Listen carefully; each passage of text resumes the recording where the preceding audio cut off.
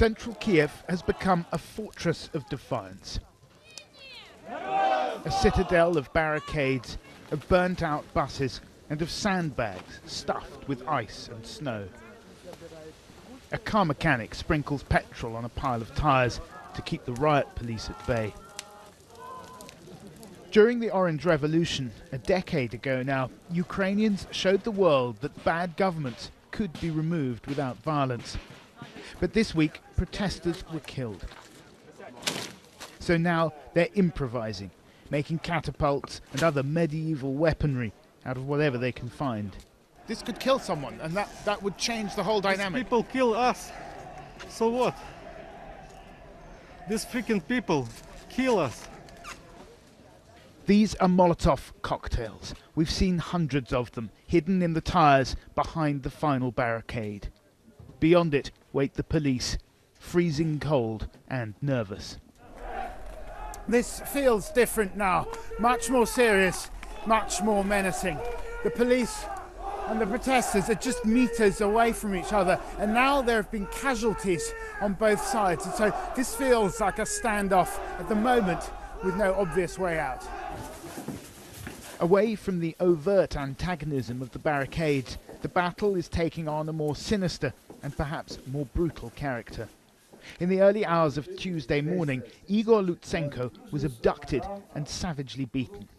He'd driven to hospital with a fellow activist, Yuri Verbitsky, who'd been injured during the protests. But before they could get treatment, they were bundled into the back of a van by a group of unidentified men. We saw that they brought us to the forest. They put us on the ground in the forest and started to ask and beat.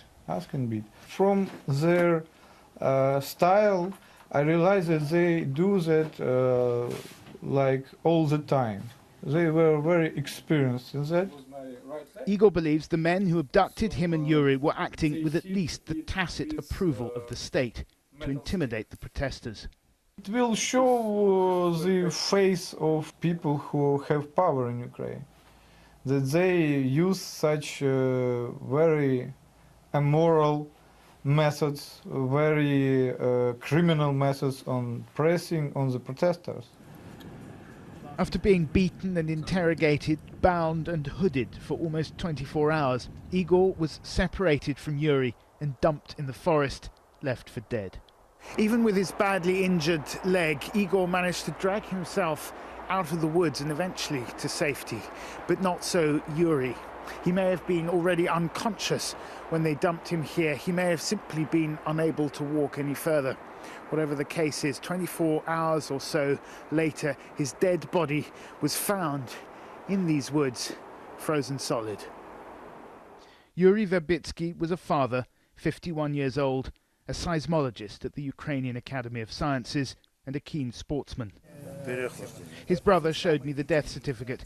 It gives cause of death as hypothermia. His face was covered in bruises, he told me after visiting the morgue. He couldn't bring himself to look at the rest of his brother's body. The government has denied responsibility for any of the deaths that have occurred since Sunday and says it's battling extremists and terrorists among the protesters. But on Independence Square, activists say that Igor and Yuri's abduction is part of a growing pattern, the actions of a state losing control.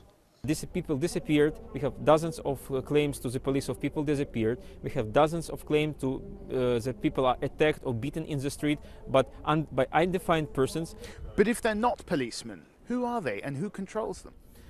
If they are not the policemen, we cannot exclude that. We should admit that they are very well trained, well equipped, and acting with the security by the side of police anyway, because with the knowledge of the authorities. With the knowledge of the authorities, definitely.